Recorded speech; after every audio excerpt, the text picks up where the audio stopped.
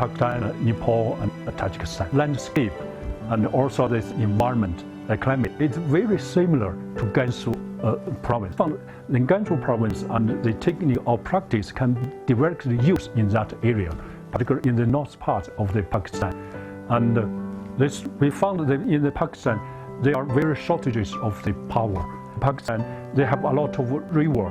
That river, because the shortages of the power, they cannot be lifted to the upland to irrigate of the upland land. Then we extend this kind of technique, and particularly for the solar pump to Pakistan, to lift of the lowland of the river water and to the upland to irrigate